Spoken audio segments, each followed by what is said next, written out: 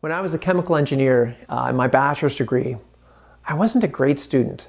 So I would get C's and D's on quizzes and tests, and physics was tough, and calculus, advanced calculus was tough, and my chemical engineering classes were tough, and they were all like, and so I get beat on by those things, emotionally exhausted.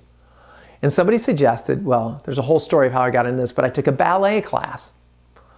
And I remember going into ballet class, and I don't know if you've ever tried to golf and had a golf pro tell you how to do a swing. So you get up there and you're trying to do the golf swing, and head down, head back, do this, hips out, do this thing, and then you're so caught up with what's going on with your body. The same thing was true for me to do a plie. So I'd go up there, I'd for one thing, going from a chemie class and getting a D on a quiz, I'd go into the dressing room and I would shed my clothes. And then I would put on my dance clothes, usually tights or sweatpants or something.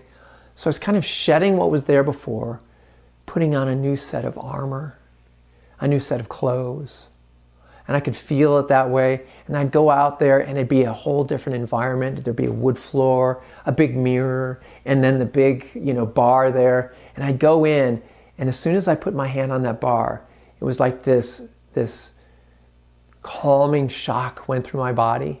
And it'd be, there I am, and then it'd be like, okay, and plie, and plie. So each one of those plies, and all of a sudden, that was a break of my rhythm. Going from chemie to plie was a break of rhythm in my world. So what are some of your rhythm breaks that you have?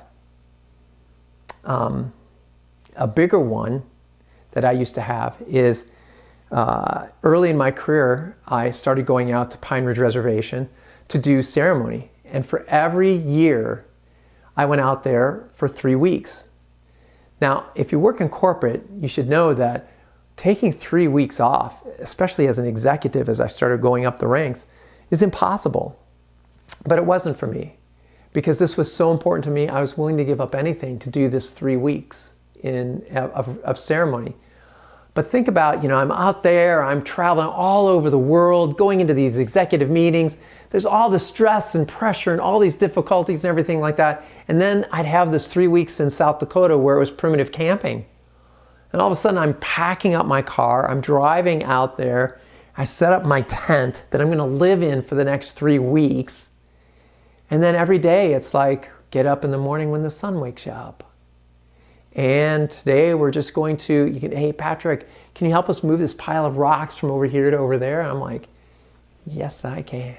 And that was the hard work for the day, but what a break that was for me.